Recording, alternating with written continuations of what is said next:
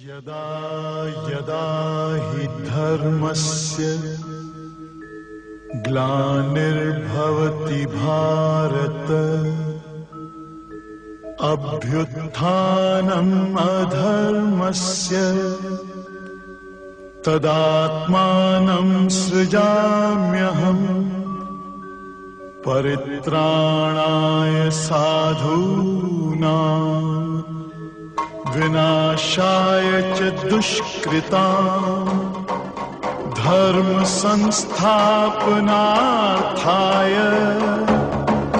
संभवामि युगे युगे। ओम संगच्छध्वं संवदध्वं संगो मनांसि जानताम् देवा भागं यथा पूर्वे संजानाना उपासते। नमस्कार, मैं विनोद कुमार पांडे मूलतः अयोध्या जी से हूँ। वर्तमान में भारतीय शिक्षण मंडल में विस्तारक हूँ और केंद्र नागपुर है। दक्षिणामूर्ति नगर के द्वारा प्रारंभ किए गए इस उपक्रम के माध्यम से आज गीता सार इस विषय पर मुझे अपना चिंतन रखना है। गीता ऐसे तो बहुत बड़ा धर्म ग्रंथ है, उस विषय में मुझ जैसा एक सामान्य कार्यकर्ता अपना चिंतन रखे, ऐसा साहस कर पाना यहाँ के कार्यकर्ताओं द्वारा ही मुझे प्रदान हुआ है कि मैं साहस कर सका हूँ कि आज आप सबके समक्ष में मैं कुछ शब्द गीता के बारे में बोल सकूँ। मेरे बचपन की बात है, मैं छोटा सा था। उस समय मेरे घर के दीवार पर एक फोटो लगी हुई थी जिसमें भगवान श्री कृष्ण और अर्जुन का चित्र था। चारों तरफ हजारों लाखों सेनाएं उस चित्र में दिख रही थी। रथ पर खड़े भगवान श्री कृष्ण एक हाथ से कुछ इशारा कर रहे थे अर्जुन के समक्ष। उसमें लिखा हुआ था गीता सार, क्यों व्यर्थ चिंता करते हो, किससे तुम डरते हो, कौन तुम्हें मार सकता है, क्या तुम इस जग में लेकर के आए हो जो तुमने खो दिया, आदि आदि आदि। हम लोगों में से भी कई लोगों ने इस शब्द को गीता सार समझ करके पढ़ा होगा और वर्तमान में उसको गीता सार समझ रहे होंगे। परंतु यहाँ पर मैं एक बात अपनी रखना चाहता हूँ। अपने विवेकानंद केंद्र के बहुत दिनों तक अध्यक्ष रहे आदरणीय पी परमेश्वरन जी, उन्होंने इस गीता सार के विषय में बहुत सारे विद्वानों के साथ में मंत्रणा किया, शोध किया। इस गीता सार को पढ़ने के बाद में आश्चर्य की बात है, उनके शोध के पश्चात जो तत्व निकल करके आया वो बहुत ही हम लोगों को समझने की आवश्यकता है।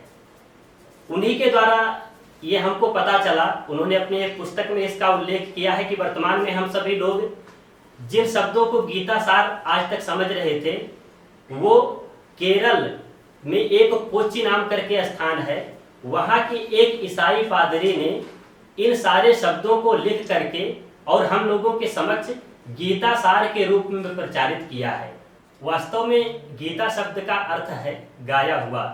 भगवान श्री कृष्ण के द्वारा रणभूमि में अर्जुन के समक्ष जो गाया गया है उसको हम बड़ी ही श्रद्धा से श्रीमद् भगवद गीता कहते हैं, जो आज एक धर्म ग्रंथ के रूप में हम सभी लोगों को मार्ग बताने के लिए सहज ही उपलब्ध है। आवश्यकता है उसको अध्ययन करके अपने जीवन में उतारने की। वास्तव में श्रीमद् भगवद गीता का ये उद्देश्य ही है कि प्रत्येक व्यक्ति अपने स्वधर्म को समझे। प्रत्येक व्यक्ति के जन्म के साथ में उसका एक अपना स्वभाव होता है जो उसका खुद का होता है। उसके स्वभाव के साथ साथ उसका समाज के प्रति एक धर्म होता है, उसको स्वधर्म कहते हैं। स्वधर्म के साथ साथ उसका एक समाज के प्रति कार्य भी होता है जिसको स्वकार्य कहते हैं। श्रीमद् भगवद गीता के माध्यम से ये हमको संदेश मिलता है कि हम अपने धर्म को समझें, क्योंकि स्वधर्मे निधनम श्रेयः। भगवान श्री कृष्ण अर्जुन को समझाते हुए उसके धर्म को उस रणभूमि में बताने का प्रयत्न करते हैं कि वर्तमान में उसका धर्म क्या है, उसको वर्तमान में क्या करना चाहिए जिससे इस समाज का कल्याण होगा। हमारे यहाँ पर जितने भी काव्य ग्रंथ लिखे गए हैं उनका एक नियम होता है ग्रंथ कितना भी बड़ा क्यों ना हो, परंतु उसको समझाने के लिए दो शब्दों की अनिवार्यता की गई है। प्रत्येक ग्रंथ का सार हमको दो शब्दों में समझ जाना चाहिए। श्रीमद् भगवद गीता का जो प्रथम श्लोक है, धर्म क्षेत्रे कुरुक्षेत्रे समवेता युयुत्सवः मामकाः पांडवाश्चैव किम कुर्वत संजया, इसमें प्रथम अक्षर जो है वो धर्म है। और श्रीमद् भगवद गीता के 18वें अध्याय का जो अंतिम श्लोक है, यत्र योगेश्वरः कृष्णो यत्र पार्थो धनुर्धर तत्र शरीर विजयर्भूते ध्रुवा नीतिर्मतिर्मम, पहला शब्द जो है वो धर्म है और अंतिम शब्द जो है वो मम है। दोनों को मिला करके बनता है मम धर्म, अर्थात मेरा धर्म क्या है।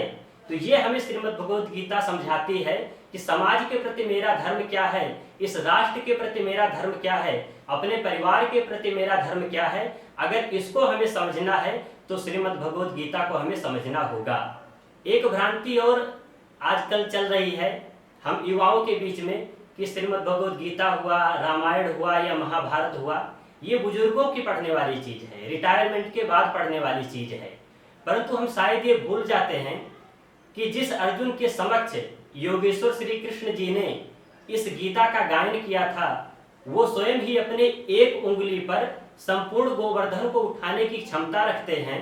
और जिनके सामने इस गीता का गायन कर रहे हैं वो अर्जुन, उसका जो धनुष था वो 6 मन का था। 240 किलो की एक धनुष, आज के पैमाने में अगर उसको माने तो 240 किलो का अर्जुन का धनुष था।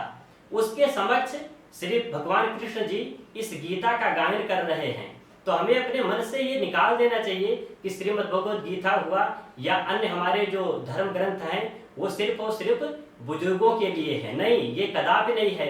आज हम युवाओं की ये आवश्यकता है कि इस शक्ति को पहचाने, अपने धर्म ग्रंथों की शक्ति को पहचान करके इसका अध्ययन करें, ताकि अपने जीवन के कुरुक्षेत्र में जिस तरह से अर्जुन ने समस्त अपने दुश्मनों का सर्वनाश किया था, उसी प्रकार से हम अपने इस जीवन के रणभूमि में आने वाले समस्त समस्याओं का समूल नाश कर सकें। धन्यवाद।